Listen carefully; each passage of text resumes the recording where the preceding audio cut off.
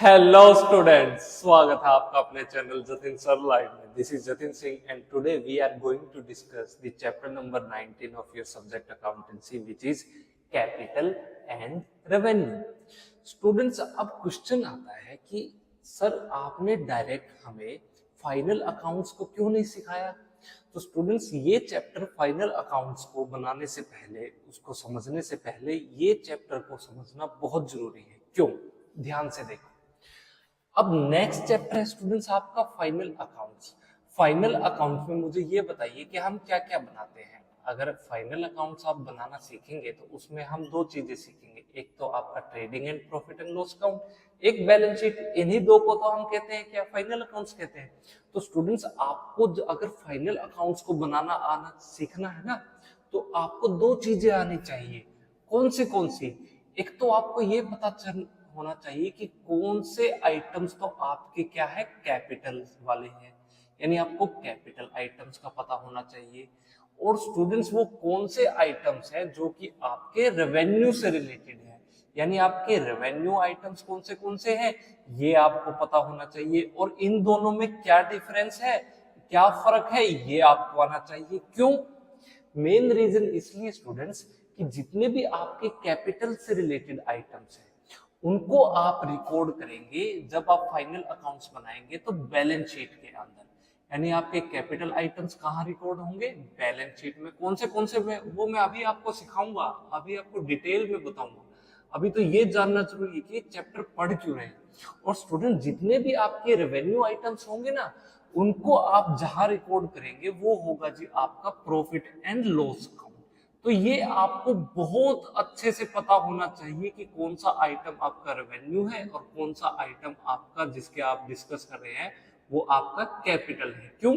अगर स्टूडेंट्स आपने गलती से रेवेन्यू वाला आइटम बैलेंस शीट के अंदर रिकॉर्ड कर दिया तो ना तो आपकी बैलेंस शीट क्या शो करेगी, ट्रू एंड फेयर व्यू आपकी फाइनेंशियल पोजीशन का, फाइनेंशियल हेल्थ एंटरप्राइज का, और उसी प्रकार से आपका प्रॉफिट एंड लॉस अकाउंट भी ट्रू प्रॉफिट एंड लॉस नहीं शो करेगा।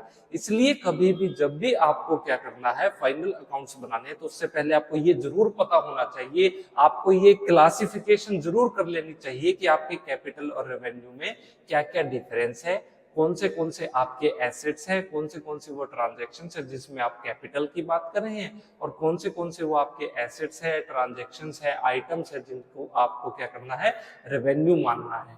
तो उसका कैसे पता चलेगा? तो स्टूडेंट्स, यहाँ इस चैप्टर में हम अपने जो कैपिटल एंड रेवेन्यू है उसको क्लासिफाई कर देते हैं। तो आप पढ़ने वाले हैं इस चैप्टर में मेनली 4 क्लासिफिकेशन की टाइप्स। कौन सी? हम यहाँ क्लासिफिकेशन कर देते हैं अपने रेवेन्यू और कैपिटल को 4 कैटेगरीज में। कौन सी वो कैटेगरीज होंगी, चलिए देखते हैं। तो स्टूडेंट्स, सबसे पहली कैटेगरी जिसके अंदर आप क्लासिफिकेशन करना है आपको, वो है जी आपके कैपिटल एक्सपेंडिचर और रेवेन्यू एक्सपेंडिचर। यानी आप सीखने वाले हैं कि कैपिटल एक्सपेंडिचर में कौन से आइटम्स इंक्लूड होंगे और आपके रेवेन्यू आइटम्स में कौन से आइटम्स इंक्लूड होंगे, और कैपिटल एक्सपेंडिचर किसे कहते हैं, रेवेन्यू एक्सपेंडिचर किसे कहते हैं, और कैपिटल एक्सपेंडिचर और रेवेन्यू एक्सपेंडिचर में डिफरेंस क्या है। मोस्ट इंपॉर्टेंट टॉपिक है स्टूडेंट्स। ये यूं लगा लीजिए कि लगभग ये एग्जाम्स में आता ही आता है, इवन कि यहाँ अकाउंटेंसी में ही नहीं, ये जो टॉपिक है ना आपका कैपिटल रेवेन्यू, ये आप जब इकोनॉमिक्स पढ़ेंगे तो उसमें भी आएगा। आइदर आप +1 में हो, +2 में हो, आप बीकॉम में हो, बीबीए में हो, एमबीए, एमकॉम, आप सीए, कहीं चले जाइए, कैपिटल एंड रेवेन्यू से रिलेटेड आपको पढ़ना ही होगा। आज पढ़ेंगे तो अच्छा है, वरना फ्यूचर में कहीं ना कहीं आप इसको समझेंगे, ये आएगा जरूर आपकी नॉलेज में। सेकंड जो स्टूडेंट्स क्लासिफिकेशन को आपको पढ़ना है वो है जी आपके कैपिटल रिसिप्ट्स और रेवेन्यू रिसिप्ट्स क्या क्या है, और इसमें डिफरेंस क्या है कैपिटल रिसिप्ट्स और रेवेन्यू रिसिप्ट्स में, और रिसिप्ट्स किसे कहते हैं। पहले तो रिसिप्ट्स का पता चले, उसके बाद आपको बताएंगे कैपिटल रिसिप्ट्स कौन सी हैं और आपकी रेवेन्यू रिसिप्ट्स कौन सी हैं। उसके बाद स्टूडेंट्स नेक्स्ट जो आप कैटेगरी पढ़ेंगे वो होंगे जी आपके कैपिटल लॉस और रेवेन्यू लॉस। आपको जो थर्ड क्लासिफिकेशन हमने कैपिटल और रेवेन्यू का किया है, एक तो है आपका कैपिटल लॉस और जो दूसरा है वो है जी आपका रेवेन्यू लॉस। उसके बाद स्टूडेंट जो फोर्थ क्लासिफिकेशन आज हम डिस्कस करेंगे वो होगा आपके कैपिटल प्रॉफिट्स। वो कौन से आइटम्स होंगे जिन पे आपको कैपिटल प्रॉफिट्स होगा और वो कौन से आइटम्स है जिन पे आपको रेवेन्यू प्रॉफिट्स होगा। बस यही 4 कैटेगरीज है जो ये डिसाइड करेंगे कि आप कितने अच्छे से फाइनल अकाउंट्स बना पाएंगे। नेक्स्ट चैप्टर को अगर स्टूडेंट्स आपको अच्छे से मास्टर करना है तो यहाँ इस चैप्टर के अंदर पूरे फोकस से, ये बेसिकली एक थ्योरेटिकल चैप्टर है, mostly question short answer type का आता है इसके अंदर। अगर लॉन्ग में आएगा तो यही आ जाएगा, इन 4 पॉइंट्स को एक्सप्लेन कर दो। बस यही जो आपकी 4 क्लासिफिकेशन की ये जो पॉइंट्स है ना, सारा चैप्टर इन्हीं के अंदर कवर होना है। आज आपको बस यही सीखने हैं। तो चलिए इनको आप नोट डाउन कीजिए। मैं आपको सबसे पहली कैटेगरी अब जो मैं आपको सिखाने जा रहा हूँ वो होगी आपकी कैपिटल एक्सपेंडिचर, रेवेन्यू एक्सपेंडिचर। चलिए पहले इसे नोट डाउन कीजिए। Students, capital expenditure, revenue expenditure को समझने से पहले आपको सबसे पहले ये पता होना चाहिए कि एक्सपेंडिचर किसे कहते हैं। स्टूडेंट्स, जब भी आपके बिजनेस से पैसा बाहर जाए, आपके बिजनेस से, आपकी पॉकेट से, आपके बिजनेस की तिजोरी में से, आपके बैंक बैलेंस में से पैसा क्या हो जाए, कम हो जाए, आपकी तिजोरी से पैसा खर्च हो जाए, आपकी पॉकेट से पैसा आप खर्च कर दे, किस लिए, ताकि आपको कुछ ना कुछ उससे बेनिफिट मिले। तो स्टूडेंट्स, अगर आपने जो पैसा खर्च किया है, आपकी पॉकेट से पैसा बिजनेस से बाहर गया है, तिजोरी से बाहर गया है, बैंक बैलेंस कम हुआ है और उससे आपको अगर बेनिफिट मिला है तो उस बेनिफिट को कहेंगे हम यहाँ पे एक्सपेंडिचर। समझे? पैसा सिर्फ बाहर जाने से मतलब नहीं है, उसके बदले आपको कुछ ना कुछ बेनिफिट जरूर होना चाहिए। कैसे? पैसा बाहर क्यों जाएगा? क्योंकि स्टूडेंट्स, आपको सैलरी देनी है एम्प्लॉयज को, जिस बिल्डिंग में आप काम कर रहे हैं उसका रेंट पे करना है, उस बिल्डिंग का बिजली बिल आता होगा तो इलेक्ट्रिसिटी चार्जेस की आपको पेमेंट करनी है, आपने अपने बिजनेस की ऐड करवाई है तो ऐड कंपनी को पैसे देने हैं, आपने कोई मशीन खरीदी होगी तो तब आपका पैसा खर्च होगा, आप फर्नीचर खरीदेंगे, आप लैंड खरीदेंगे, कोई भी एसेट खरीदते हैं तब भी आपको क्या करनी है, पेमेंट करनी है। और आप ये सारे खर्चे क्यों कर रहे हैं? ताकि आपको इससे कुछ ना कुछ बेनिफिट मिले, इसीलिए तो आपने सब खर्चे किए।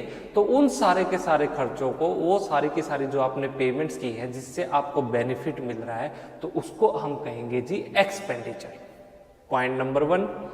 अब एक्सपेंडिचर कितने टाइप का होता है ये समझिए। स्टूडेंट्स, आपके सिलेबस में एक्सपेंडिचर 3 टाइप्स का है। कौन सा? सबसे पहली टाइप है वो है जी आपकी स्टूडेंट्स रेवेन्यू एक्सपेंडिचर। एक है आपके रेवेन्यू एक्सपेंडिचर, एक होते हैं स्टूडेंट्स आपके कैपिटल एक्सपेंडिचर, और थर्ड कैटेगरी है वो है आपकी डेफर्ड रेवेन्यू एक्सपेंडिचर। चलिए 1 बाय 1 समझते हैं। सबसे पहले बात करते हैं रेवेन्यू एक्सपेंडिचर की।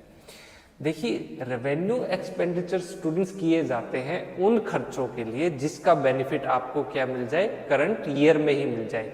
तो any expenditure which is incurred for which the benefit is received during the current year is known as revenue expenditure. चलिए मैं इसको आपको लिख के, आपको ताकि एग्जाम में कैसे लिखेंगे ये पता चलना चाहिए आपको, और क्या है ये आपको विद एग्जाम्पल समझाता हूँ। सबसे पहले देखिए, नोट डाउन कीजिए मेरे साथ।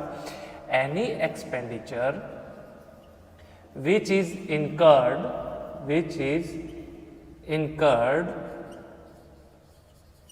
during for the benefit which is received during the current accounting year, current accounting का ईयर का मतलब जिस साल के अंदर बिजनेस अभी भी काम कर रहा है उसको करंट ईयर कह लीजिए, करंट अकाउंटिंग कह लीजिए। क्या है चलिए समझिए। स्टूडेंट्स, मान लीजिए कि आपकी फर्म का जो करंट अकाउंटिंग ईयर है वो कहता है जी 1 जनवरी 2020 से लेके ये है आपका 31 दिसंबर 2020 तक, ये करंट अकाउंटिंग ईयर है जिसको हम करंट अकाउंटिंग ईयर कह देते हैं। ठीक है, करंट ईयर भी बोल देंगे। अब स्टूडेंट्स, इस साल के बीच में जितने भी खर्चे किए फर्म ने और उसका बेनिफिट आप उसको उसी साल में मिल गया। यानी यहाँ इस ईयर में फर्म ने क्या किया, अपने एम्प्लॉइज को सैलरी दी। सैलरी हर महीने जाएगी, जनवरी के महीने में, फरवरी के महीने में, मार्च के महीने मंथली सैलरी देनी होगी अपने एम्प्लॉइज को। तो स्टूडेंट्स उसके बदले, उस सैलरी के बदले वो उन एम्प्लॉइज से काम भी तो ले रहे हैं ना, तो उनको बेनिफिट भी उसी महीने में मिल गया। यानी जिस साल उन्होंने सैलरी दी है उसी साल उनको क्या मिल गया, अपने एम्प्लॉइज से बेनिफिट मिल गया। तो वो जो खर्चे हैं, ये जो सैलरी पे स्टूडेंट जितना भी एक्सपेंडिचर हुआ है, इस टाइप के एक्सपेंडिचर को आप कहेंगे जी आपके रेवेन्यू एक्सपेंडिचर। और स्टूडेंट्स अगर आप क्या कर देते हो, रेंट पे करते हो, आपने कोई बिल्डिंग ले रखी है, उस बिल्डिंग का आप रेंट दे रहे हैं, हर महीने आपको रेंट देना होगा। तो अगर आप हर महीने रेंट दे रहे हैं तो हर महीने उस बिल्डिंग के अंदर आप काम भी तो कर रहे हो, आपको बेनिफिट भी तो उसी महीने मिल रहा है। यानी पूरे साल में स्टूडेंट्स 12 महीने, यानी एक करंट अकाउंटिंग ईयर में कितने मंथ्स होते हैं, 12 मंथ्स। तो 12 महीने में जितना भी आप खर्चा कर रहे हो, उन 12 महीने के अंदर आपको हर महीने उतना बेनिफिट भी तो मिल रहा है उन खर्चों के बदले, उन एक्सपेंडिचर के बदले। तो वो जो एक्सपेंडिचर आपने रेंट पे किया है, आप सैलरीज पे कर रहे हैं, इनको आप कहेंगे जी किस टाइप के एक्सपेंडिचर है ये स्टूडेंट्स आपके, ये है रेवेन्यू एक्सपेंडिचर। ये फर्क समझे। अब सेकंड टाइप क्या होती है आपकी, एक होते हैं रेवेन्यू एक्सपेंडिचर और एक होते हैं स्टूडेंट्स आपके कैपिटल एक्सपेंडिचर। अब कैपिटल एक्सपेंडिचर क्या है, इसको ध्यान से समझना।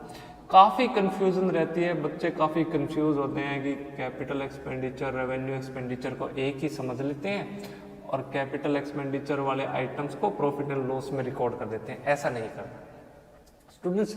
जो भी खर्चे आप कर रहे हैं, जो भी खर्चे, जितने भी एक्सपेंडिचर आप कर रहे हैं, किस लिए, अपनी एसेट्स को एक्वायर करने के लिए या इंक्रीज करने के लिए, अपनी वैल्यू, आपने फिक्स्ड एसेट्स की वैल्यू को इंक्रीज करने के लिए, तो वो सारे के सारे एक्सपेंडिचर आएंगे आपके कैपिटल एक्सपेंडिचर में। तो आप कैसे लिखेंगे, आपको इस तरीके से लिखना है, एनी एक्सपेंडिचर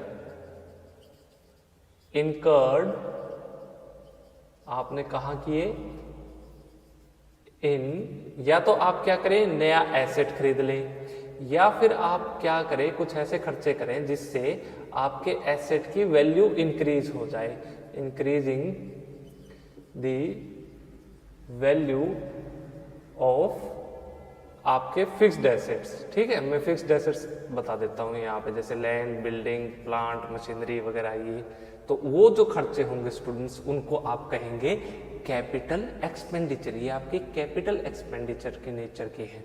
अब इंपॉर्टेंट चीज स्टूडेंट्स, कौन से होंगे, और सबसे पहले इनका बेनिफिट आपको, यहाँ तो आपको पता चल गया, आपने खर्चे किए और उनका बेनिफिट आपको करंट ईयर में मिल गया। इनका बेनिफिट आपको कब मिलेगा, तो स्टूडेंट्स इनका बेनिफिट आपको मिलेगा over a long period of time. The benefit is received over a long period of time. क्या कहना चाहता है, ध्यान से समझो, इस लाइन का मतलब बहुत इंपॉर्टेंट है। स्टूडेंट्स आप क्या करेंगे, प्लांट खरीदेंगे, आप कोई मशीन खरीदेंगे, आप कोई बिल्डिंग खरीदते हैं, तो आप क्या इसलिए खरीद रहे हैं कि मैं उसको अगले महीने बेच दूंगा। बिल्डिंग स्टूडेंट्स आप इसलिए खरीद रहे हैं कि ताकि ये 20 साल 25 साल मैं इस बिल्डिंग के अंदर काम करूंगा, मुझे अपना बिजनेस बढ़ाना है, उसी बिल्डिंग के अंदर आप काम करना है। तो आपने लंबे समय तक क्या करना है, उस बिल्डिंग को यूज करना है। तो उस बिल्डिंग पे स्टूडेंट जो आपने खर्चा किया है उसको खरीदने पे, वो क्या कहलाएगा, आपका कैपिटल एक्सपेंडिचर कहलाएगा। आपने कोई मशीन खरीदी, मशीन किस लिए खरीदी कि मैं शाम को उसको बेच दूं? नहीं, मशीन आपने इसलिए खरीदी ताकि उस मशीन से आप क्या करेंगे, कोई प्रोडक्ट तैयार करेंगे और उसको आप बेचेंगे और लंबे समय तक वो मशीन काम करेगी, उससे आपके प्रोडक्शन बढ़ेगा और उन गुड्स को आपको बेचना है और उसके बदले आपको पैसे मिलेंगे। तो वो जो खर्चा आपने मशीन को खरीदने पे, फर्नीचर को खरीदने में, अपने एसेट्स, फिक्स्ड एसेट्स को खरीदने पे जो किया है स्टूडेंट, जिसका बेनिफिट आपको लंबे समय तक मिलता रहेगा। यहाँ रेवेन्यू एक्सपेंडिचर में तो बेनिफिट आपको करंट ईयर में मिल गया, लेकिन यहाँ आपको बेनिफिट, यहाँ अगर 1 जनवरी 2020 को खरीदा तो उसका बेनिफिट इन एक्सपेंडिचर का 2020 31 दिसंबर को ही मिलेगा, 2021 के 31 दिसंबर को ही मिलेगा, 2022 के 31 दिसंबर को भी मिलेगा और 40 के 31 दिसंबर तक आपको उनका बेनिफिट मिलता रहेगा, यानी लॉन्ग रन, लंबे टाइम तक जिन खर्चों का आपका एक्सपेंडिचर का बेनिफिट मिले उन्हें हम कहते हैं जी कैपिटल एक्सपेंडिचर। और स्टूडेंट्स याद रखना इंपॉर्टेंट, सबसे पहले मैं आपको इसके एग्जांपल बता देता हूं। जैसे कि आप खर्चा क्या करें, आप परचेज करें, मान लीजिए आपने यहाँ परचेज किया है कोई बिल्डिंग, या फिर आप क्या खरीद सकते हैं, यहाँ पे आप परचेज करते हैं आपकी कोई मशीन, है ना, या फिर आप फर्नीचर खरीदे, तो ये सब क्या है स्टूडेंट्स, आपके लिए तो एसेट्स हैं। तो इनके ऊपर जो खर्चा कर रहे हैं आप, इनका बेनिफिट्स आपको लंबे समय तक मिल रहा है। और यहाँ ये जो आपके रेवेन्यू एक्सपेंडिचर किस टाइप के हैं, ये एक्सपेंडिचर स्टूडेंट्स है जैसे कि आप क्या करें, सैलरी दें अपने एम्प्लॉयज़ को, है, या फिर आप क्या पे करें, आप रेंट पे करते हैं। तो ये जो जितने भी खर्चे हैं स्टूडेंट्स, ये आपके रेवेन्यू नेचर के हैं, और इसलिए आप इनको किस कैटेगरी में इंक्लूड करेंगे, revenue expenditure. Important point. Second important चीज स्टूडेंट्स ध्यान से समझना, रेवेन्यू एक्सपेंडिचर कैपिटल एक्सपेंडिचर में इंपॉर्टेंट पॉइंट है कि ये जो कैपिटल एक्सपेंडिचर आप कर रहे हैं, इससे स्टूडेंट्स आपकी अर्निंग कैपेसिटी इंक्रीज होती है। ये इंक्रीज कर देते हैं स्टूडेंट्स क्या, आपकी अर्निंग कैपेसिटी। कैसे, देखिए अगर आप स्टूडेंट्स क्या करते हैं, कोई मशीन खरीदेंगे, मशीन खरीदने से स्टूडेंट्स क्या होगा, मशीन, एक नई मशीन आपके पास आई, वो जल्दी जल्दी क्या करेगी, गुड्स का प्रोडक्शन करेगी, है ना, आप जल्दी जल्दी ज़्यादा गुड्स बनाएंगे, ज़्यादा गुड्स बनेगी तो ज़्यादा गुड्स बेचेंगे, ज़्यादा गुड्स बेचेंगे तो ज़्यादा पैसे आपको इनकम होगी, तो इसलिए आपकी अर्निंग कैपेसिटी बढ़ रही है ना। तो ये, लेकिन ये जो है, ये जो रेवेन्यू एक्सपेंडिचर है स्टूडेंट्स, ये किए जाते हैं आपकी अर्निंग कैपेसिटी को मेंटेन करने के लिए, मेंटेनिंग दी अर्निंग कैपेसिटी। क्या कहना चाहता हूं मैं यहाँ, ध्यान से समझना स्टूडेंट्स। आपने ये मशीन तो खरीद ली यहाँ पे, ठीक है, मशीन ज्यादा से ज्यादा प्रोडक्शन करेगी, अच्छी बात है, लेकिन ये मशीन की क्या कहते हैं, सर्विस भी तो करवानी है ना, मशीन की सर्विस करवानी होगी। तो सर्विस करवाने पे हर साल या हर 6 महीने पे उस पर जितना भी खर्चा आएगा, ताकि मशीन अच्छे से सुचारू रूप से ऑप्टिमम कंडीशन में काम करती रहे, उसमें कोई खराबी ना आए, तो आपको कुछ खर्चे करने होंगे उस सर्विस के ऊपर या फिर उसकी मेंटेनेंस के ऊपर। तो वो उन खर्चों को, उन एक्सपेंडिचर को आप कहेंगे रेवेन्यू एक्सपेंडिचर। अगर आप स्टूडेंट्स मशीन की सर्विस करवाते रहेंगे तो वो मशीन सुचारू रूप से काम करती रहेगी, तो जितना पैसा आप यहाँ पे कमा रहे हैं, आपकी अर्निंग कैपेसिटी है वो मेंटेन रहेगी। वो क्या रहेगी, मेंटेन रहेगी। अगर मशीन खराब होगी, सर्विस नहीं करवाई, तो मशीन नहीं चलेगी, नहीं चलेगी तो आप पैसा कहाँ से कमाओगे, है ना। तो अर्निंग कैपेसिटी को मेंटेन करने के लिए मशीन की सर्विस होती रहे, उसके ऊपर जो एक्सपेंडिचर आएगा वो रेवेन्यू एक्सपेंडिचर है। और नई मशीन खरीद ली आपने, नई मशीन से प्रोडक्शन डबल हो जाएगा, 2 गुना 3 गुना 4 गुना हो जाएगा, उसी हिसाब से आपका प्रोडक्शन बढ़ेगा, आपकी सेल बढ़ेगी, सेल बढ़ेगी तो आपकी कमाई बढ़ेगी, तो वो जो पैसा है उससे आपकी अर्निंग कैपेसिटी इंक्रीज होती है। तो उन खर्चों को आप कहेंगे कैपिटल एक्सपेंडिचर। ये बात आपको ध्यान रखनी है। उसी हिसाब से स्टूडेंट्स कैपिटल एक्सपेंडिचर में एक और चीज आपको ध्यान रखनी है कि अगर आपने क्या किया, फर्स्ट टाइम जब भी आप क्या करेंगे, पहली बार फर्स्ट टाइम के जितने भी एक्सपेंसेस होंगे आपके, किसमें, on the purchase of assets, जब आप अपने एसेट को खरीदेंगे और आपको वो कहाँ से लेके आना है, ये आपका जी, जहाँ से आपने इस एसेट को, मान लीजिए आपने कोई मशीन खरीदी, मशीन आपने खरीदी है और ये है आपकी मशीन, और ये आपने कहाँ से खरीदी है, इसको कह लीजिए कि ये आपने दिल्ली से खरीदी है, ठीक है। और इस मशीन को आपको कहाँ लेके जाना है, आपको लेके जाना है जी इसको चंडीगढ़।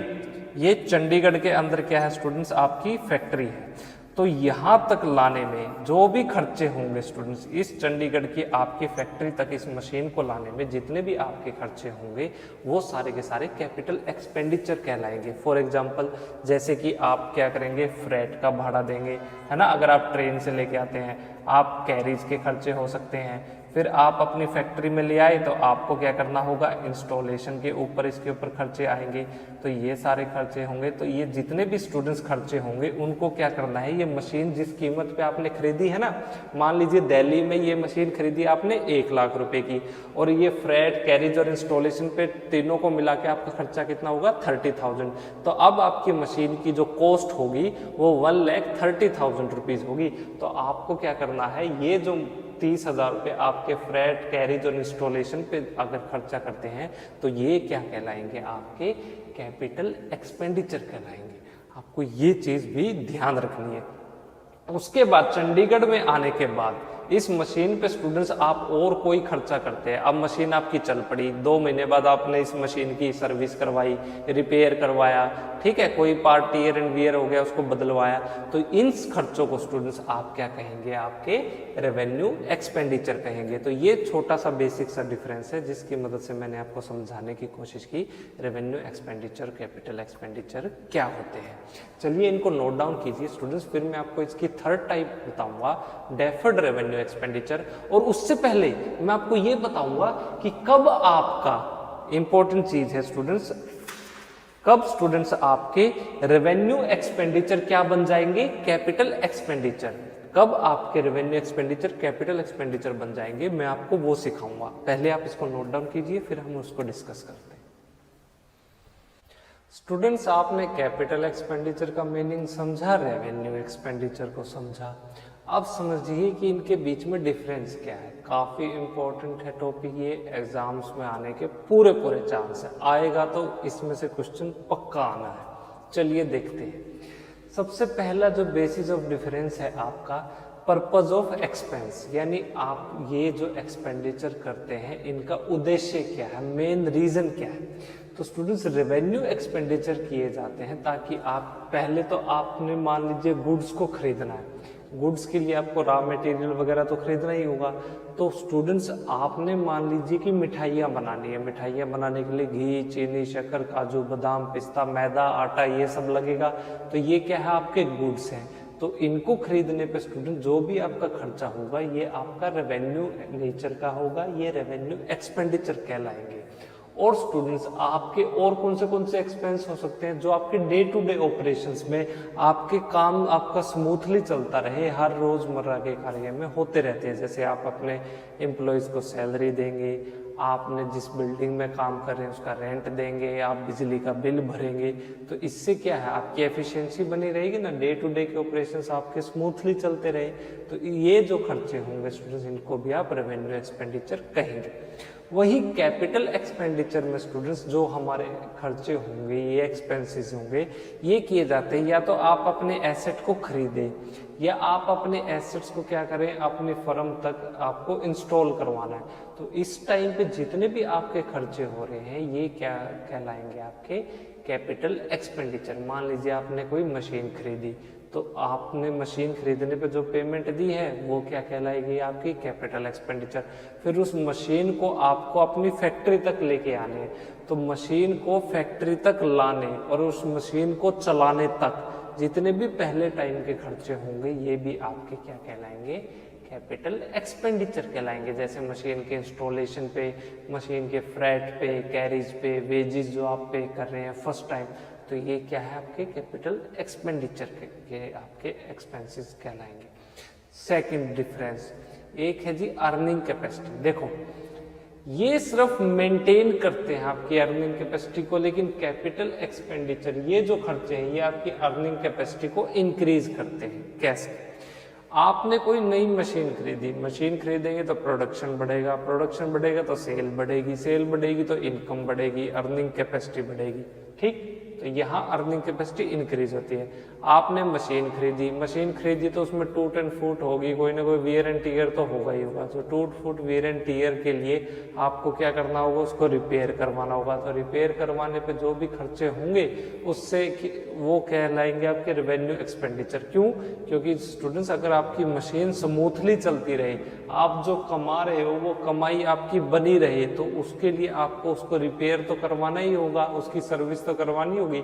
तो उस पर जो खर्चा आएगा उससे आपकी अर्निंग कैपेसिटी मेंटेन रहती है और उन खर्चों को हम रेवेन्यू एक्सपेंडिचर कहते हैं। Third difference, nature. ये स्टूडेंट्स रेकरिंग नेचर का है, ये होते ही रहते हैं। सैलरी हर महीने देनी, रेंट हर महीने देना, बिजली का बिल देना ही देना आपको, है ना। तो रेकरिंग नेचर के ये कभी कभी होते हैं, रेयरली, जब आपको पैसे की जरूरत पड़ गई, आपको अचानक कहीं ना कहीं से आपको लगता है कि यार ये मुझे होनी चाहिए, या फिर आपने क्या करना है, कोई एसेट खरीदना है। मान लीजिए आपने कोई एकदम डिसाइड किया कि ये बिल्डिंग है ना, ये बिल्डिंग मुझे चाहिए, मेरा किराया बढ़ता जा रहा है, अगर मैं रेंट की जगह क्या करूं, बिल्डिंग ही खरीद लूं ना, तो फ्यूचर में मेरे को बेनिफिट होगा। तो इस तरह के खर्चों को आप क्या कहेंगे, कैपिटल एक्सपेंडिचर कहेंगे। फोर्थ डिफरेंस, बेनिफिट, इनका कितने टाइम तक मिलेगा। रेवेन्यू एक्सपेंडिचर का बेनिफिट आपको करंट ईयर में ही मिल जाता है, यानी करंट ईयर में आप जो खर्चे करते हैं जिसका बेनिफिट आपको करंट ईयर में ही 1 साल के अंदर मिल जाए, वो क्या कहलाएंगे, आपके रेवेन्यू एक्सपेंडिचर। जिनका बेनिफिट लंबे समय तक मिलता रहे, जैसे बिल्डिंग खरीदी, मशीन खरीदी, फर्नीचर खरीदा, प्लांट खरीदा, तो उनको आप कहेंगे capital expenditure. Last difference, final accounts में आप इनको कहाँ शो करेंगे, ये शो किए जाते हैं आपका जो प्रॉफिट एंड लॉस अकाउंट बनाएंगे ना, उसकी क्रेडिट साइड पे, और जो आपके कैपिटल एक्सपेंडिचर है ये आपके बैलेंस शीट में शो किए जाएंगे। इनसे या तो आपके एसेट क्या हो जाएंगे, डिक्रीज हो जाएंगे, या फिर आपकी लाइबिलिटीज बढ़ जाएगी बैलेंस शीट में कैपिटल एक्सपेंडिचर की वजह से। तो स्टूडेंट्स ये था छोटा सा एग्जाम्पल आपका रेवेन्यू और कैपिटल एक्सपेंडिचर के डिफरेंस का, इसको नोट डाउन कीजिए। काफी इंपॉर्टेंट टॉपिक है, एग्जाम में आने के चांसेस हैं, तो ध्यान से पढ़ना है इसको। चलिए जी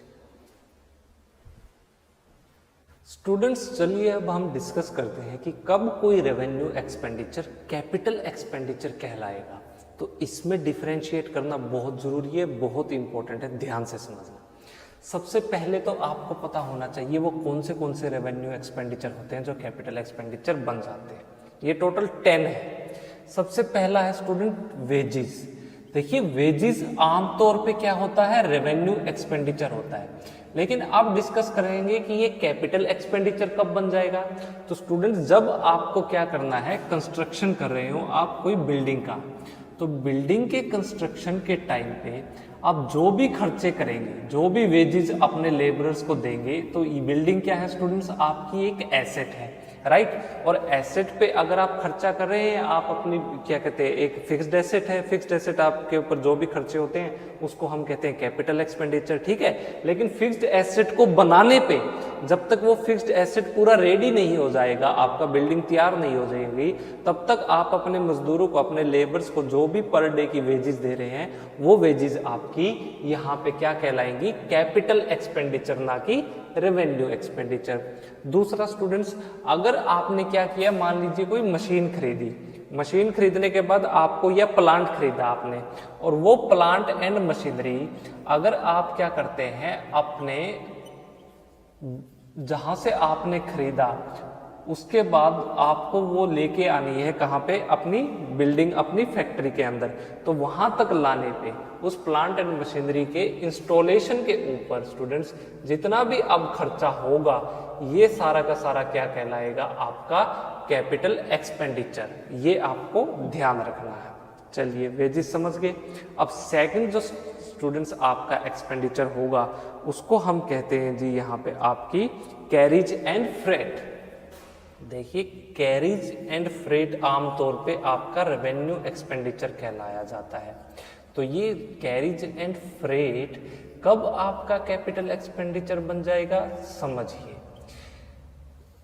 देखिए जब स्टूडेंट्स मान लीजिए आपने कोई एसेट खरीदा, आपने कोई मशीन खरीदी, मैं मशीन का ही एग्जांपल लेता हूं, आपको इजी समझने आ जाएगा।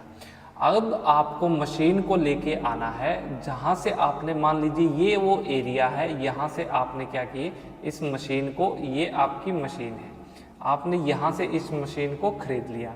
अब इस मशीन को लेके आना है कहाँ आपको, ये आपकी क्या है, फैक्ट्री है, ये है आपकी फैक्ट्री। अब इस फैक्ट्री तक स्टूडेंट्स मशीन को लाने में आपका कैरिज के ऊपर, माल भाड़े के ऊपर जितना भी स्टूडेंट्स आपका खर्चा होता है फ्रेट वगैरह पे, तो ये सारा का सारा खर्चा अब क्या कहला जाएगा, आपका ये कैपिटल एक्सपेंडिचर कहलाएगा। और इसको आपको स्टूडेंट्स किस में ऐड कर देना है, मशीन की कॉस्ट में आप इसको ऐड कर देंगे आपकी कॉस्ट ऑफ मशीनरी के अंदर। और कॉस्ट ऑफ मशीन स्टूडेंट्स आपकी क्या कहलाएगी, ये आपका कैपिटल एक्सपेंडिचर कहलाएगी। क्यों? क्योंकि मशीन आपकी एक एसेट है जिसका आपका इस्तेमाल लंबे समय तक करना है, और जिन चीज़ों को आपको लंबे समय तक, जिनका बेनिफिट आपको लंबे समय तक मिलता रहेगा, उनको हम कहते हैं कैपिटल एक्सपेंडिचर। इंपॉर्टेंट, समझे कितना आसान है। देखो अब थर्ड स्टूडेंट्स आपको कहते हैं जी रॉ मटेरियल एंड स्टोर्स। देखिए ये क्या है, ये रॉ मटेरियल एंड स्टोर्स तो स्टूडेंट्स सीधा सीधा पता है कि ये तो आपके रेवेन्यू एक्सपेंडिचर ही होते हैं। लेकिन कब ये रॉ मटेरियल्स और स्टोर्स आपके क्या बन जाएंगे, कैपिटल एक्सपेंडिचर। इसको समझिए, जब स्टूडेंट्स आप क्या बनाएंगे, आपको बनाना है, आप मैन्युफैक्चर कर रहे हैं कोई अपना fixed asset. Fixed asset student जैसे कि आप मान लीजिए फर्नीचर है ना, आप टेबल बना रहे हैं, आप चेयर बना रहे हैं, तो टेबल चेयर बनाने के लिए आपको वुड लकड़ी की जरूरत तो होगी। तो जो वुड, जो लकड़ी आप लेके आ रहे हैं वो हैगा जी आपका रॉ मटेरियल। तो यहाँ स्टूडेंट्स इस फर्नीचर को, ये जो मैन्युफैक्चर कर रहे हैं आप अपने फिक्स्ड एसेट्स को, इसके ऊपर आप ये जो रॉ मटेरियल स्टोर्स के ऊपर जितना भी खर्चा कर रहे हैं, ये सारा का सारा एक्सपेंडिचर अब आपका कैपिटल एक्सपेंडिचर कहलाएगा, रेवेन्यू एक्सपेंडिचर नहीं कहलाएगा। क्योंकि फिक्स्ड एसेट, ये जो आपने फर्नीचर तैयार कर लिया, इसका बेनिफिट आपको लंबे समय तक मिलने वाला है। ये इंपॉर्टेंट पॉइंट है। नेक्स्ट है जी आपका रिपेयर्स। देखिए ध्यान से समझना, मैंने अभी आपको क्या बताया था कि आप क्या करेंगे, रिपेयर का मतलब है मशीन को आपने क्या किया, सर्विस वगैरह करवाने पे खर्चा आता है, तो मशीन की सर्विस करवाएंगे तो उसकी अर्निंग कैपेसिटी क्या हो जाएगी, मेंटेन रहेगी। तो मेंटेनेंस पे अगर आप किसी एसेट पे खर्चा करते हैं तो उसको रेवेन्यू एक्सपेंडिचर कहते हैं। लेकिन कब वो रिपेयर आपका कैपिटल एक्सपेंडिचर कहलाएगा, बहुत ध्यान से समझना, बहुत ध्यान से। देखो स्टूडेंट्स, आपने मान लीजिए कि कोई सेकंड हैंड मशीनरी खरीदी, आप कोई सेकंड हैंड मशीन खरीद के लाते हैं। अब सेकंड हैंड मशीन आई है, किसी ने बेची है, वो इसीलिए बेची है, उसमें कुछ ना कुछ गड़बड़ रही होगी, तभी उसने कहा चलो बेचते हैं, नई खरीद के लाते हैं। लेकिन आपको लगा यार नई तो बहुत महंगी है, मैं क्या करता हूँ सेकंड हैंड मशीन ले लेता हूँ, 2-3 साल तो चलेगी ही, उसके बाद नई ले लेंगे, है ना। तो आपने सेकंड हैंड मशीन ली।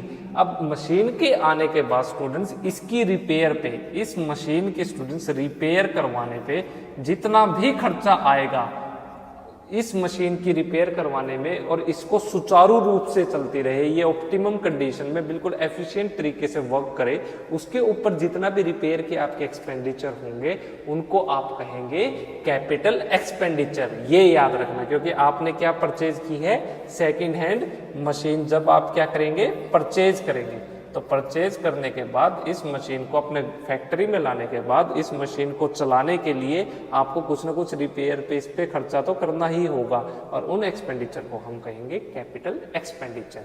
चलिए अब फिफ्थ पॉइंट स्टूडेंट्स, फिफ्थ आपकी एक्सपेंडिचर है लीगल एक्सपेंसेस। देखिए लीगल एक्सपेंसेस कब किए जाते हैं, ये लीगल एक्सपेंसेस स्टूडेंट्स आमतौर पे आपके रेवेन्यू नेचर के होते हैं, इनको हम रेवेन्यू एक्सपेंडिचर कहते हैं। लेकिन कब ये लीगल एक्सपेंसेस आपके कैपिटल एक्सपेंडिचर बन जाएंगे, ध्यान से सीखना। अगर स्टूडेंट्स आप क्या करें, आप खरीदते हैं कोई भी एसेट, जब भी आप क्या करेंगे एक्विजिशन, आपको कोई एसेट क्या करना है, एक्वायर करना है, खरीदना है, तो उसके टाइम पे स्टूडेंट जो भी आपके लीगल एक्सपेंसेस होंगे उनको हम क्या कहेंगे यहाँ पे, कैपिटल एक्सपेंडिचर। मान लीजिए आपने कोई बिल्डिंग खरीदनी है, तो बिल्डिंग खरीदने के ऊपर आपने क्या किया, कोई ना कोई एग्रीमेंट तो किया ही होगा। तो एग्रीमेंट जिस व्यक्ति के साथ किया या जिस पार्टी ने आपकी हेल्प की है एग्रीमेंट करवाने में, तो जिस फर्म ने आपकी हेल्प की है, लॉ फर्म है कोई, तो आपको क्या करना है, उसके ऊपर उसको कुछ ना कुछ पेमेंट तो करनी ही होगी। तो वो जो खर्चे होंगे उनको हम क्या कहेंगे यहाँ पे, ये होंगे आपके लीगल एक्सपेंसेस, और इनको आप क्या कहेंगे, अब ये कैपिटल एक्सपेंडिचर बन गए आपके, ना कि ये क्या रह गए, revenue expenditure. Important point. Next है जी आपका इंटरेस्ट ऑन लोन और इंटरेस्ट ऑन कैपिटल। देखिए ध्यान से देखना, इंटरेस्ट ऑन लोन, आपको पता है आपने कोई लोन लिया, लोन के ऊपर आपको ब्याज तो देना ही है, या फिर स्टूडेंट्स आपने जो ओनर जो फर्म के अंदर क्या करता है, सबसे पहले अमाउंट इन्वेस्ट करता है, उसको कहते हैं हम कैपिटल। तो कैपिटल ओनर की उसके ऊपर भी आपको क्या करना है, ब्याज पे देना है उसको, है ना। तो स्टूडेंट्स ये क्या कहलाएंगे आपके, ये रेवेन्यू एक्सपेंडिचर, रेवेन्यू नेचर के होते हैं दोनों, राइट। लेकिन कब ये कैपिटल एक्सपेंडिचर बन जाएंगे, जब स्टूडेंट्स आप क्या कर रहे हैं, कंस्ट्रक्शन कर रहे हैं। कंस्ट्रक्शन के दौरान अगर आप अपनी कोई बिल्डिंग है, आपने उस बिल्डिंग को बनाने के लिए लोन ले रखा है। एक बिल्डिंग क्या है स्टूडेंट्स, आपकी एसेट है, और उस बिल्डिंग को फिक्स्ड एसेट है। फिक्स्ड एसेट को बनाने के लिए, उस बिल्डिंग को तैयार करने के लिए, 2 मंजिला बिल्डिंग तैयार करनी है, आपने लोन ले लिया 50 लाख रुपए का बैंक से। तो स्टूडेंट्स अब आपको क्या करना है, बैंक को हर महीने पेमेंट करनी है, इंटरेस्ट पे करना है। तो यहाँ जो इंटरेस्ट की अमाउंट आप इस कंस्ट्रक्शन के टाइम पे आप जो पे कर रहे हैं, वो कहलाएगी आपकी क्या, कैपिटल एक्सपेंडिचर। वो जो खर्चे हैं वो कैपिटल एक्सपेंडिचर कहलाएंगे। वो जो ब्याज, वो जो इंटरेस्ट की पेमेंट है, यहाँ कंस्ट्रक्शन के टाइम पे कैपिटल एक्सपेंडिचर के अंदर इंक्लूड होगी। ध्यान रखना ये बात। नेक्स्ट स्टूडेंट्स आपका है प्रीलिमिनरी एक्सपेंसेस। देखिए प्रीलिमिनरी एक्सपेंसेस कब होते हैं, जब आप कोई कंपनी बनाते हैं। चलिए मैं ये यहाँ करता हूँ 7 पॉइंट, ये है जी आपकी प्रीलिमिनरी एक्सपेंसेस। ये कब इनकर्ड होते हैं स्टूडेंट्स, जब आप क्या करते हैं, कोई कंपनी को फॉर्म करते हैं, फॉर्मेशन ऑफ ए कंपनी। उस टाइम पर स्टूडेंट्स जितने भी आपके ये एक्सपेंसेस होंगे, ये आपके क्या कहलाएंगे, याद रखना, ये बन जाएंगे आपके कैपिटल एक्सपेंडिचर। ये इंपॉर्टेंट है। और फॉर्मेशन स्टूडेंट्स कब करेंगे, फॉर्मेशन आपकी कंपनी, आप जब क्या बनाएंगे, कंपनी बनाएंगे, तो उस टाइम पे स्टूडेंट बहुत सारे खर्चे होते हैं ना।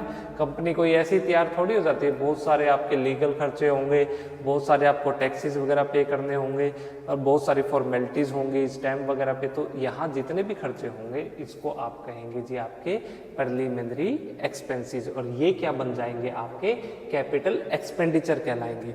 याद रखना कब, जब आपने नई कंपनी बनाई है। तो नई कंपनी बनाते वक्त जितने भी खर्चे होंगे वो रेवेन्यू एक्सपेंडिचर नहीं कहलाएंगे, वो कैपिटल एक्सपेंडिचर कहलाएंगे।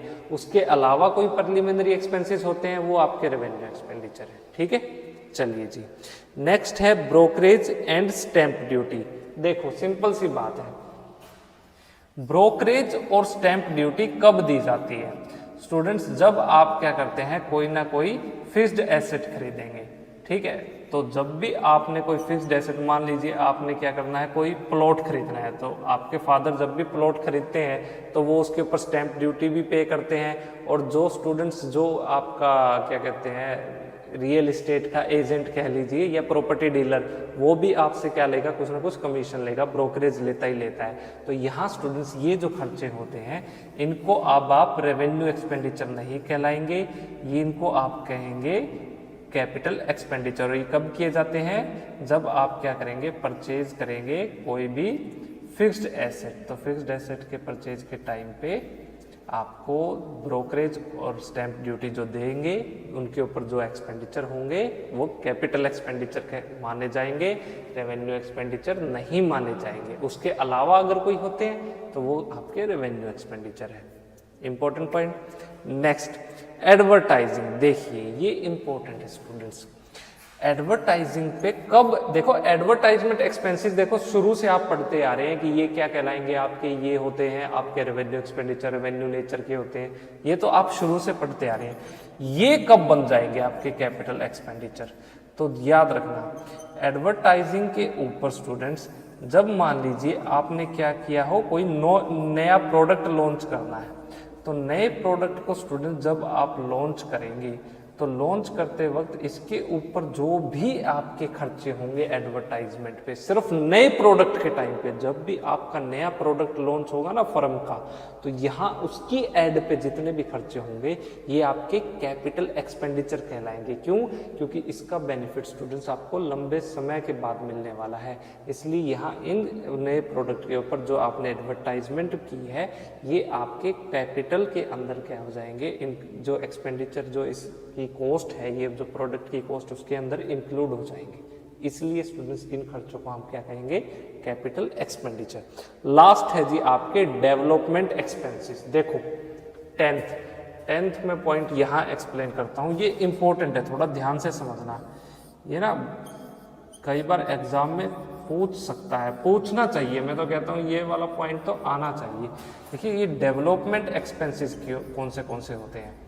देखिए स्टूडेंट्स, कुछ ऐसे बिजनेस होते हैं जिनका आपको प्रॉफिट क्या होगा, लंबे समय के बाद मिलना शुरू होगा, यानी कुछ टाइम तक तो आपको प्रॉफिट होगा ही होगा। जैसे कि स्टूडेंट्स आपका चाय के बागान आपने देखे होंगे, या आप क्या करते हैं, रबर की खेती करते हैं, रबर प्लांटेशन।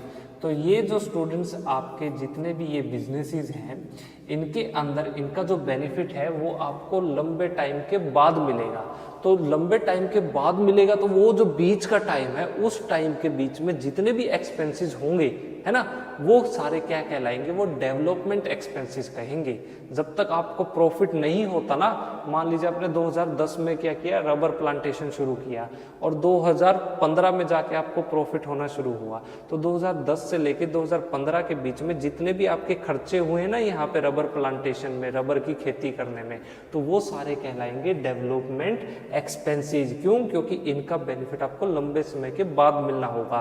और ये रबर प्लांटेशन क्या है, आपका रबर की खेती आपके लिए एक एसेट होगी जब आपको पैसा मिलेगा, और लंबे समय के बाद आपको इसका बेनिफिट मिलेगा, तो आप इसका क्या कहेंगे, आपसे कैपिटल एक्सपेंडिचर, ना कि रेवेन्यू एक्सपेंडिचर। तो स्टूडेंट्स ये वो 10 केसेस थे जब आपका रेवेन्यू एक्सपेंडिचर क्या बन जाता है, कैपिटल एक्सपेंडिचर। एग्जाम में और जब आप फाइनल अकाउंट्स बनाएंगे, आप 11 में बनाएं, आप 12th में बनाएं, आप सीए बन जाए, आप किसी फर्म में काम करें, गलती नहीं करनी है, यही क्लियर कर लीजिए। ये बहुत इंपॉर्टेंट टॉपिक है, बहुत इंपॉर्टेंट, वेरी वेरी इंपॉर्टेंट मान के रखना आपके लिए, क्योंकि ये फर्दर चैप्टर्स में आज के बाद फाइनल अकाउंट्स आपके लास्ट चैप्टर है, फाइनल अकाउंट्स और विद एडजस्टमेंट, आपका 11th का अकाउंट्स खत्म हो जाएगा, लेकिन जब आप 12th में जाएंगे ना, तब भी यही काम आने वाला आपके फाइनल अकाउंट्स, तो आपको वहां भी बनाने, तो ध्यान से सीखना। चलिए इनको नोट डाउन कीजिए। स्टूडेंट्स आपने कैपिटल एक्सपेंडिचर को समझा, रेवेन्यू एक्सपेंडिचर को समझा।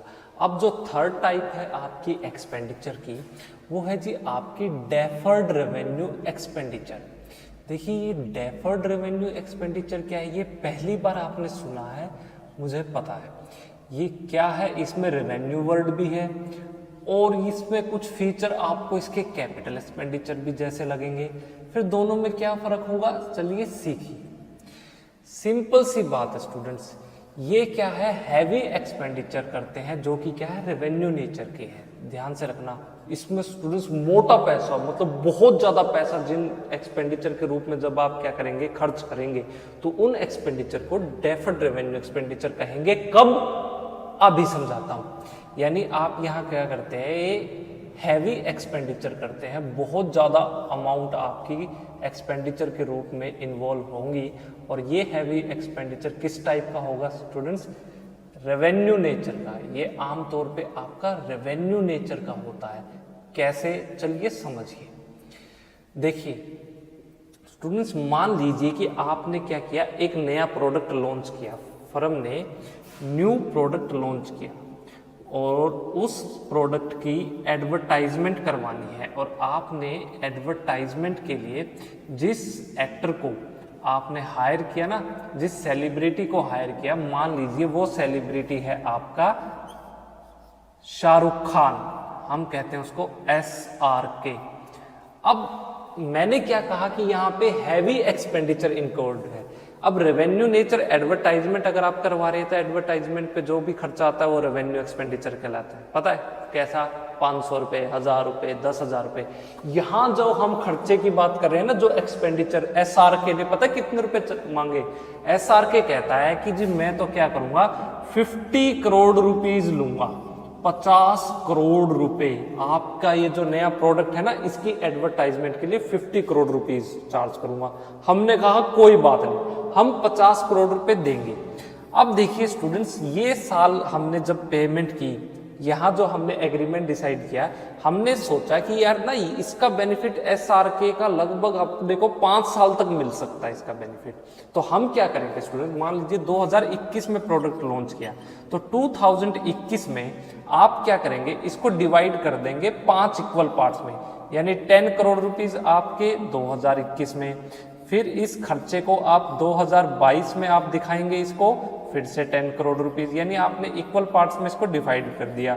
2023 में भी आप 10 करोड़ रुपीज में इसको डिवाइड कर देंगे, 2024 में फिर से 10 करोड़ रुपए, यानी आपने इसको क्या किया, क्लासिफाई किया कि कब तक आपको इस खर्चे का क्या होगा, बेनिफिट मिलता रहेगा। मैंने आपको क्या बताया, इन जो एक्सपेंडिचर है, ये जो डेफर्ड रेवेन्यू एक्सपेंडिचर है, इनका जो स्टूडेंट्स बेनिफिट होगा, ये जो बेनिफिट होगा yield over a long period of time, इन खर्चों का बेनिफिट आपको लंबे समय तक मिलता रहेगा। और वो लंबा टाइम स्टूडेंट्स हमने माना 5 साल, यानी 50 करोड़ रुपए अगर हम शाहरुख खान को दे रहे हैं तो 5 साल तक हमारी सेल बढ़ेगी। शाहरुख खान के नाम पे लोग इस प्रोडक्ट को खरीदेंगे ही खरीदेंगे, बेशक इसकी क्वालिटी कैसी ही हो, ये हमने मान लिया। तो स्टूडेंट्स पहले साल, अब 2021 के अंदर स्टूडेंट्स ये जो 10 करोड़ रुपए अब खर्च होंगे, हमने क्या किया, 50 करोड़ में से 10 करोड़ रुपीस हम क्या कहा, अब आपको जो शाहरुख खान को आपने पे की है एडवर्टाइजमेंट के लिए, इसको तो आप शो करेंगे प्रॉफिट एंड लॉस अकाउंट में। ये पैसा कहाँ जाएगा, प्रॉफिट एंड लॉस अकाउंट के अंदर। और स्टूडेंट्स अब ये जो रिमेनिंग पैसा है ना, बच गए कितने, ये हो गए जी आपके 40 करोड़ रुपए। इन 40 करोड़ रुपए को 2021 के अंदर आप 31 दिसंबर को अगर आप अकाउंट बना रहे तो इन पैसों को आप कहां शो करोगे, मुझे बताओ। ये सारे के सारे 40 करोड़ रुपीज, ये 40 करोड़ रुपए को आप शो करेंगे अपनी बैलेंस शीट के एसेट साइड में। बैलेंस शीट की एसेट साइड के अंदर आपको क्या करना है, ये अमाउंट आपको शो करनी है, यहाँ रिकॉर्ड करनी है। अब 2022 के अंदर फिर से 10 करोड़ रुपए क्या चले जाएंगे प्रॉफिट एंड लॉस अकाउंट में, है ना। हर साल जितना बेनिफिट आपको मिलता जाएगा, जिस भी खर्चे का आपको बेनिफिट पूरा का पूरा आपको मिल गया, उसको आपको कहाँ रिकॉर्ड कर देना है, प्रॉफिट एंड लॉस अकाउंट में। तो इसका हिस्सा 10 करोड़ फिर प्रॉफिट एंड लॉस अकाउंट 2022 के प्रॉफिट एंड लॉस अकाउंट में चला जाएगा। तो बच गए कितने, 30 करोड़ 30 करोड़ रुपीज, ये आप कहाँ शो करोगे, बैलेंस शीट के अंदर। और ये जो बचे हुए 30 करोड़ रुपए हैं, यही क्या कहलाएंगे स्टूडेंट्स, इन्हीं को आप कहेंगे जी आपके डेफर्ड रेवेन्यू एक्सपेंडिचर। यानी हम पहले साल में अगर 40 करोड़ रुपए हमारे बच गए, 10 crore profit and loss account में चले गए, तो ये जो रिमेनिंग अमाउंट है ना, ये जो बैलेंस शीट के अंदर आपने रिकॉर्ड की है, इसी को हम कहते हैं डेफर्ड रेवेन्यू एक्सपेंडिचर। यानी ये स्टूडेंट देखिए क्या है, इस क्या समझे आप, मैंने आपको क्या बताया था, बैलेंस शीट के अंदर एसेट साइड आप उन्हीं आइटम को रिकॉर्ड करेंगे जो कि क्या है, आपके कैपिटल एक्सपेंडिचर के नेचर के हैं। तो देखो इसमें कैपिटल एक्सपेंडिचर का नेचर कौन सा है, ये बचे हुए 40 करोड़ रुपए, और जो 10 करोड़ रुपए जो प्रॉफिट एंड लॉस अकाउंट के अंदर आप जहां जिस आइटम को रिकॉर्ड करते हैं, वो होते हैं आपके रेवेन्यू एक्सपेंडिचर। तो देखो दोनों ही नेचर आगे ना, दोनों ही अमाउंट इन्वॉल्व है। आपने एक हिस्सा आपका प्रॉफिट एंड लॉस अकाउंट में जा रहा है हर साल, और बचा हुआ हिस्सा आपका बैलेंस शीट के अंदर रिकॉर्ड हो रहा है, और वो जो बचे हुए हिस्से को आप क्या कहेंगे जी, यहाँ पे डेफर्ड रेवेन्यू एक्सपेंडिचर। बस ये फर्क है स्टूडेंट्स आपके capital expenditure, revenue expenditure, deferred revenue expenditure के अंदर। इसके अंदर दोनों की ही कैरेक्टरिस्टिक्स जो आपने अभी पढ़ी कैपिटल रेवेन्यू एक्सपेंडिचर वाली आ जाती है। तो इंपॉर्टेंट है, चलिए आप समझ गए होंगे, इसको नोट डाउन कीजिए, फिर हम फर्दर डिस्कस करेंगे। स्टूडेंट्स आपने एक्सपेंडिचर को समझा, कैपिटल रेवेन्यू और डेफर्ड रेवेन्यू एक्सपेंडिचर तीनों ही टाइप्स को समझेगा। अब हम बात करेंगे जी आपकी कैपिटल रिसिप्ट्स और रेवेन्यू रिसिप्ट्स कौन सी है। तो उसको समझने से पहले यहाँ जो आप सेकंड कैटेगरी आपकी क्लासिफिकेशन की समझने जा रहे हैं, वो देखिए। पहले तो ये बताइए कि मुझे रिसिप्ट्स क्या होते हैं। रिसिप्ट्स का मतलब है स्टूडेंट्स, जब आपके बिजनेस में क्या हो, कैश आए, एक्सपेंडिचर में तो आपका कैश जा रहा था, लेकिन रिसिप्ट्स में आपके बिजनेस में कैश आ रहा है। तो जब भी स्टूडेंट्स आपके बिजनेस में कैश क्या हो, इनफ्लो हो, आपका बैंक बैलेंस बढ़ जाए, आपकी जो बिजनेस की तिजोरी है, आपकी जो पॉकेट है, उसके अंदर कैश क्या हो, आना शुरू हो जाए, तो उसको हम कहेंगे जी यहाँ पे रिसिप्ट्स। और ये रिसिप्ट्स भी स्टूडेंट्स 2 टाइप्स का होता है। एक तो होता है स्टूडेंट्स आपका ये रेवेन्यू रिसिप्ट्स, देखिए रेवेन्यू रिसिप्ट्स, और दूसरा है आपका कैपिटल रिसिप्ट्स। दोनों में क्या फर्क है समझो। रेवेन्यू रिसिप्ट स्टूडेंट्स, आपको पैसा आपके बिजनेस में आएगा, कब आप उसको रेवेन्यू रिसिप्ट्स कहेंगे, जब स्टूडेंट्स वो पैसा जो आ रहा है ना, वो जो रिसिप्ट्स आपको मिल रही है वो क्या हो, रूटीन नेचर की है। वो कब मिले आपको, रूटीन या फिर डे टू डे जो बिजनेस के ऑपरेशंस हैं, डे टू डे ऑपरेशंस हैं जो आपके बिजनेस के, उसमें आपको मिलता है। वो कौन से ऑपरेशंस है स्टूडेंट्स, जैसे कि आप क्या करें, अपने गुड्स को बेचते हैं, आप क्या है कपड़े के व्यापारी हैं, आपकी गारमेंट्स की एक शॉप है, आप गारमेंट्स की एक फर्म है। जब स्टूडेंट्स आप अपने गारमेंट्स को बेचेंगे, कपड़ों को बेचेंगे, तो आपको क्या मिलेगा, पैसा मिलेगा। डेली आप कपड़ों को बेचेंगे, डेली आपकी शॉप पे कस्टमर आएंगे, डेली आप जैसे ही सेल करेंगे आपको पैसे मिल जाएंगे। तो ये जो पैसा आपके पास आया है, आपकी फर्म के पास आया, ये क्या कहलाएगा, आपका रेवेन्यू रिसिप्ट्स। ये डे टू डे ऑपरेशन से आया है। तो इसका एग्जांपल आप यहां लिखेंगे, जैसे कि आपको सेल ऑफ गुड्स, गुड्स को बेच के स्टूडेंट्स जब आपको क्या मिल जाए, पैसा मिलता है, तो वो क्या कहलाएगा, आपका रेवेन्यू रिसिप्ट्स। दूसरा स्टूडेंट्स इसका एग्जांपल, जैसे कि आपको क्या मिल जाए, इंटरेस्ट मिल जाए। आपने क्या करवा रखी थी, एफडी करवा रखी थी, उस एफडी के ऊपर आपको क्या मिला, इंटरेस्ट मिला। तो ये जो ब्याज स्टूडेंट्स मिला है, इसको भी आपको क्या कहेंगे, ये भी आपका रेवेन्यू रिसिप्ट से, आपने 1 साल के लिए एफडी करवा रखी थी और उसके ऊपर हर क्वार्टरली, हर 3 महीने में आपको ब्याज मिल रहा है, तो ये भी रेवेन्यू नेचर का कहलाएगा, याद रखना स्टूडेंट्स। अब बात आती है कि कैपिटल रिसिप्ट्स कौन सी होंगी। देखिए कैपिटल रिसिप्ट्स के अंदर स्टूडेंट्स आपको पैसा कब आएगा आपके बिजनेस में, ध्यान से देखना। यहाँ पे स्टूडेंट्स ये जो कैटेगरी नंबर 2 इसका जो कैपिटल रिसिप्ट्स का एग्जांपल है, जब आप क्या करें, अपने एसेट्स को बेच दें, sale of fixed assets. Assets को आपने बेचा, मान लीजिए कि आपने लैंड बेच दिया, आपने बिल्डिंग बेच दिया, आपने कोई मशीन बेच दी, आपके पास एक्स्ट्रा थी, आपके पास फर्नीचर था, आपने उसको बेच दिया। तो ये क्या है, आपका डे टू डे का ऑपरेशंस नहीं है। आप डेली अपनी बिल्डिंग थोड़ी बेचोगे, आप डेली मशीन थोड़ी बेचोगे। तो कभी कभी जब आपको एकदम पैसे की जरूरत है या आपके पास कोई मशीन एक्स्ट्रा है, आपने उसको बेच दी, क्योंकि तो फिक्स्ड एसेट है, इनका बेनिफिट तो लंबे समय तक आपको लेना है। ये घटनाएं स्टूडेंट्स कभी कभी होती है, कभी रेयरली ही होंगी बिजनेस में। अगर बिजनेस को पैसे की बहुत तंगी है, कहीं से पैसा अरेंज नहीं हो रहा, बिजनेस को पैसा चाहिए, तो वो क्या कर देगा, उसके पास मान लीजिए एक मशीन एक्स्ट्रा है, उसको बेच देगा। तो यहां से जो पैसा आया है, इसको आप क्या कहेंगे, कैपिटल रिसिप्ट्स कहेंगे। ये रूटीन नेचर का नहीं है। ये जो रिसिप्ट्स है रेवेन्यू वाली, ये रूटीन नेचर के, डेली पैसा आ रहा है, गुड्स को डेली बेच रहे हैं, यहां से पैसा आ रहा है। लेकिन यहां डेली पैसा नहीं आ रहा, ये कभी कभी होने वाली है, याद रखना पहली। दूसरा पॉइंट स्टूडेंट्स, जब क्या हो, ओनर क्या इन्वेस्ट करता है स्टूडेंट्स अपने बिजनेस में, वो कैपिटल। अगर स्टूडेंट्स ओनर क्या कर दे, कंट्रीब्यूट कर दे, ओनर कंट्रीब्यूट कर दे कुछ अमाउंट को, ठीक है, तो उस अमाउंट को स्टूडेंट्स आप क्या कहेंगे, यहाँ पे हम उसको कहते हैं कैपिटल। तो वो जो एडिशनल कैपिटल जो ओनर है वो अपने बिजनेस में लेके आया है, उसको भी आप क्या कहेंगे, कैपिटल रिसिप्ट्स। इससे भी आपके बिजनेस में पैसा आ रहा है ना, तो पैसा आना चाहिए बस। अब किस नेचर का आ रहा है, अगर स्टूडेंट्स ओनर क्या करता है, एडिशनल कैपिटल इंट्रोड्यूस कर दे, कंट्रीब्यूट कर दे अपने बिजनेस में, तो उसको भी आप क्या कहेंगे, कैपिटल रिसिप्ट्स कहेंगे। थर्ड स्टूडेंट्स, इसका एग्जाम्पल क्या है, आपके पास बिजनेस में पैसा कब आ सकता है, जब आप क्या करें, यहाँ पे बैंक से लोन ले लें।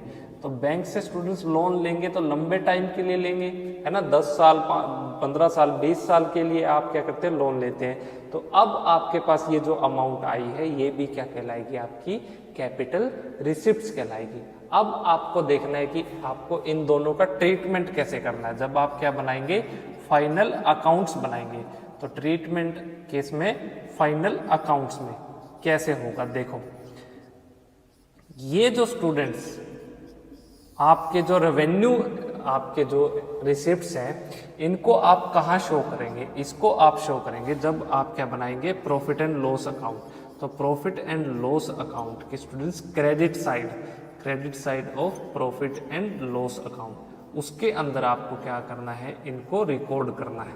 समझ गए? अब देखिए, ये जो कैपिटल रिसिप्ट्स, ये जो आपके पास कैश आया है, पैसा आया आपके बिजनेस में, इसको आप कहाँ शो करेंगे? ये जाएंगे जी आपके बैलेंस शीट के अंदर। बैलेंस शीट में आपको रिकॉर्ड करना है।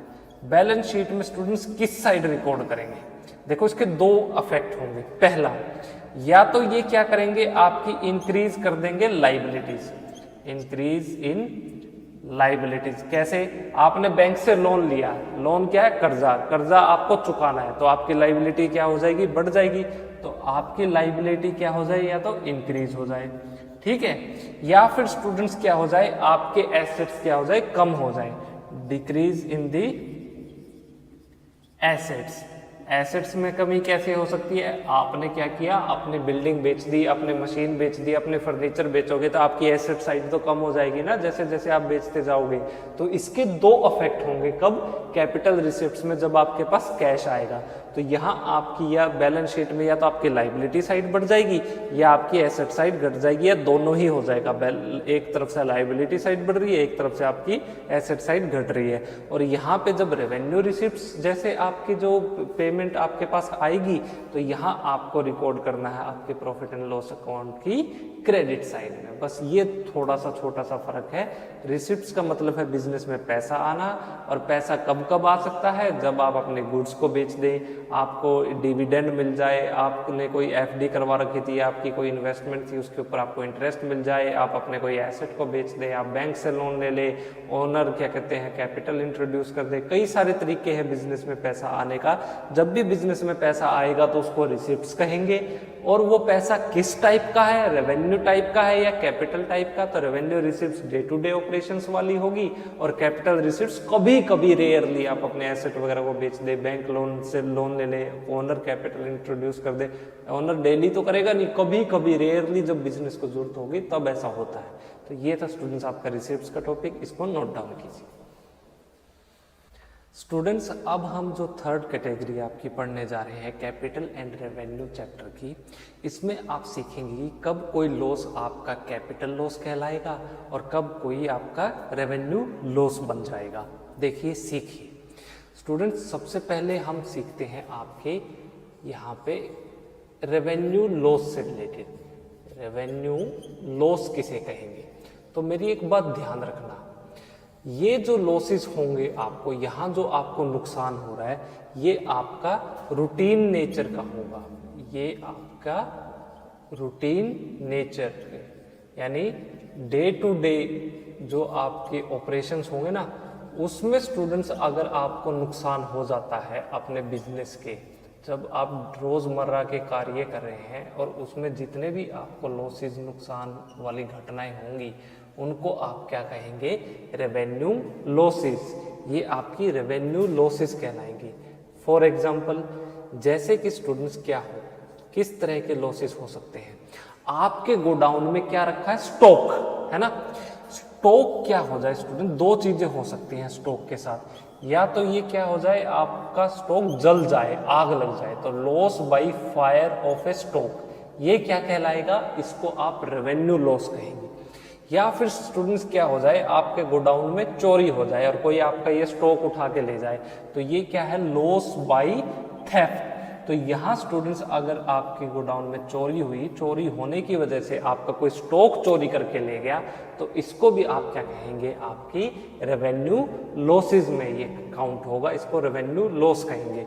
दूसरा स्टूडेंट्स, इसका एग्जाम्पल है, या फिर क्या हो, आपका पैसा किसी डेटर को आपने क्या किया? क्रेडिट सेल की। जब भी आप गुड्स को उधार पे बेचते हैं तो उसको हम क्या कहते हैं?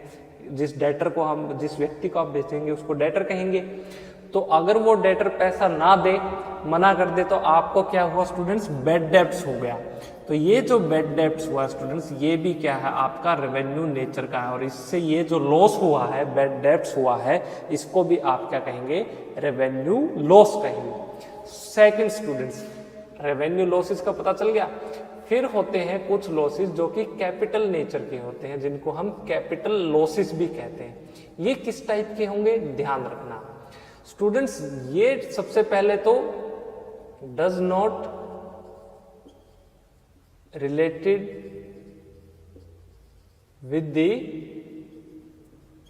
डे टू डे ऑपरेशंस, ये आपके डे टू डे ऑपरेशंस होंगे ना, उसमें नहीं होने वाले।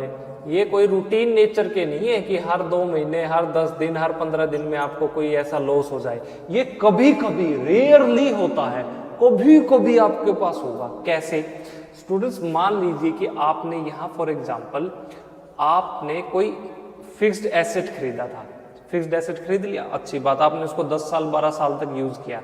फिर आपको लगा कि यार ये ना मैं अपनी बिल्डिंग है ना इसको बेच देता हूं। तो स्टूडेंट्स, अगर जब आप बिल्डिंग को बेचने गए तो आपको क्या हुआ, बिल्डिंग थी मान लीजिए आपकी 50 लाख रुपए की और सेल कितने में हुई, वो हुई सिर्फ 10 लाख रुपए में, यानी आपको 40 लाख रुपए का लॉस हो गया। तो ये जो स्टूडेंट्स लॉस हुआ है आपको अपने सेल ऑफ फिक्स्ड एसेट्स को बेचने में, ये क्या कहलाएगा आपका, याद रखना, कैपिटल लॉस। इस तरह की लॉस, इस तरह की नेचर वाले लॉसेस को आप कैपिटल लॉसेस कहलाएंगे। या फिर स्टूडेंट्स क्या हो जाए, अब की बार हमारे जब स्टॉक में आग लगी थी या स्टॉक चोरी हुआ था, रेवेन्यू लॉस था। लेकिन स्टूडेंट्स, अगर आपका कोई फिक्स्ड एसेट है, जैसे कि मान लीजिए आपका कोई फर्नीचर है, फर्नीचर को क्या हो जाए, लॉस आपको हो, कोई चोरी कर ले, तो आपका जब फर्नीचर चोरी हो जाएगा तो इस तरह के स्टूडेंट्स लॉस को आप कहेंगे कैपिटल लॉसेस, क्योंकि फर्नीचर क्या है स्टूडेंट्स, आपका एक एसेट है। तो एसेट चोरी हुआ ना, या फिर क्या हो जाए, फर्नीचर में आग लग जाए, तो लॉस बाय फायर, और आपका सारा का सारा फर्नीचर जल जाए, तो यहाँ स्टूडेंट्स इस तरह के नुकसान को भी आप क्या कहेंगे, आपका ये हुआ है कैपिटल लॉस के अंदर इंक्लूड हुआ। या फिर स्टूडेंट्स क्या हो जाए, जब आपको लॉस हो, loss on issue of shares and debentures, जब आप शेयर्स और जो डिबेंचर्स हैं उनको जब इशू करेंगे ना, तब आपको क्या होना, लॉस उठाना पड़ जाए, तो इस तरह के लॉसेस को भी आप क्या कहेंगे, कैपिटल लॉसेस। देखिए ये शेयर्स क्या है, ये डिबेंचर्स क्या है, ये 12th क्लास में आप बेटर समझेंगे। अभी सिर्फ आप इतना पता, आपको नॉर्मल पता ही होगा कि स्टॉक मार्केट में जब हम शेयर खरीदते हैं, ठीक उसी प्रकार से डिबेंचर्स भी होते हैं। तो ये दोनों क्या है, ये नेक्स्ट 12th क्लास में आपको बेटर एक्सप्लेनेशन होगी, हम तब के लिए इनको छोड़ देते हैं। चलिए students, capital losses, revenue losses का पता चला।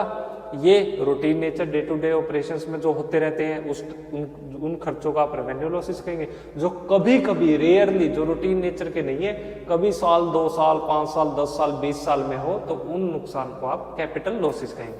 चलिए इनको नोट डाउन कीजिए स्टूडेंट्स। लास्ट टॉपिक आपके चैप्टर का जो अब हम डिस्कस करेंगे वो होगा जी, कब आपका कोई प्रॉफिट रेवेन्यू प्रॉफिट कहलाएगा और कब वो कैपिटल प्रॉफिट बन जाएगा। चलिए सीखते हैं।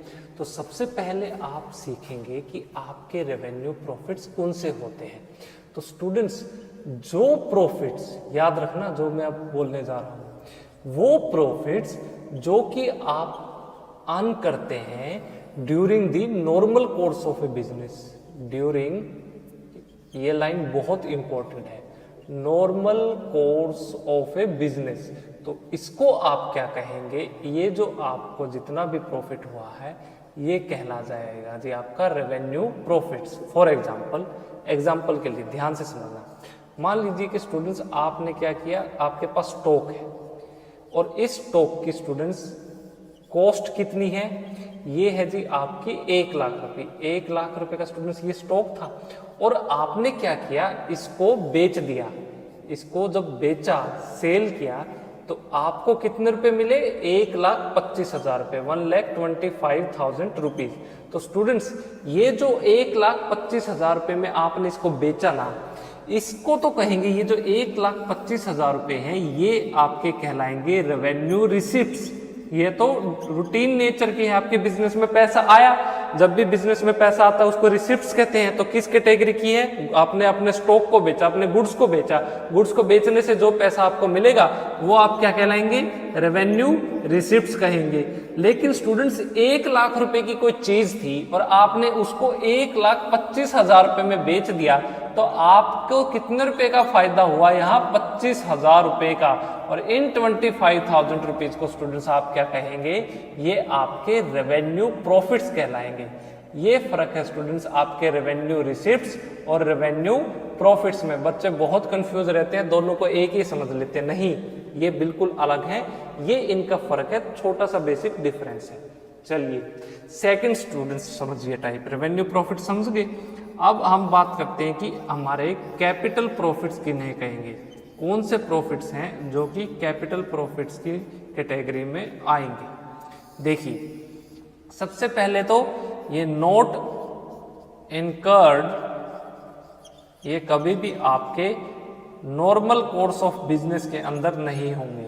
मतलब डे टू डे का आप जो बिजनेस कर रहे हैं रोजमर्रा के अंदर ऐसे प्रॉफिट्स नहीं कमाए जाते। तो ये प्रॉफिट्स कब होंगे? जब स्टूडेंट्स आप क्या कर रहे हैं, मान लीजिए आपकी कोई फिक्स्ड एसेट था, आपका कोई फिक्स्ड एसेट, या मैं बात करता हूं कि आपका यहाँ एग्जांपल लेते हैं जी, हम यहाँ पे कोई बिल्डिंग, आपने स्टूडेंट्स ये बिल्डिंग थी, जब ये बिल्डिंग खरीदी थी तो इसकी कॉस्ट कितनी थी? ये थी आपकी 20 लाख रुपीस की। और जब आप इसको बेचने गए तो आपने इसको बेच दिया कितने रुपए में? 25 लाख रुपीस में। अब स्टूडेंट्स मैंने आपको थोड़ी देर पहले ही बताया था कि जब भी आप बिल्डिंग को क्या करेंगे? बेच देंगे। बिल्डिंग को बेचना है मतलब आपने फिक्स्ड एसेट को क्या किया? सेल किया। तो यहाँ जो पैसा आपको मिलता है ये कहलाता है आपका कैपिटल रिसिप्ट्स। तो ये जो 25 लाख रुपए आपको मिले हैं स्टूडेंट्स, इसको तो आप कहेंगे कैपिटल रिसिप्ट्स, राइट? क्योंकि ये कभी कभी होता है, रेयरली आप अपने एसेट को बेचते हैं। और जब आप अपने एसेट को बेच देंगे तो आपके पास क्या आएगा स्टूडेंट्स? फिक्स्ड एसेट को बेचने पे पैसा आएगा।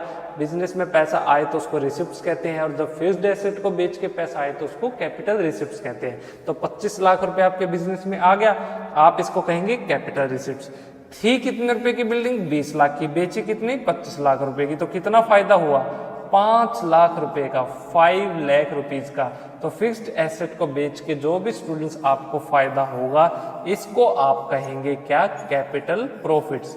ये आपका कैपिटल प्रॉफिट्स कहलाएगा। ये छोटा सा फर्क है स्टूडेंट्स आपके कैपिटल रिसिप्ट्स और कैपिटल प्रॉफिट्स में। और आपने रेवेन्यू प्रॉफिट्स और कैपिटल प्रॉफिट्स में क्या डिफरेंस है ये भी आपको यहाँ से क्लियर हुआ। तो स्टूडेंट्स ये लास्ट टॉपिक था हमारे चैप्टर का, यहाँ हमारा चैप्टर कंप्लीट होता है। थ्योरेटिकल चैप्टर है, पता होना बहुत ज़रूरी है। आगे जब आप फाइनल अकाउंट्स बनाएंगे या +2 के अंदर आपको ये बहुत इंपॉर्टेंट, बहुत हेल्प करेगा, वहाँ आपको इसकी वैल्यू का पता चलेगा।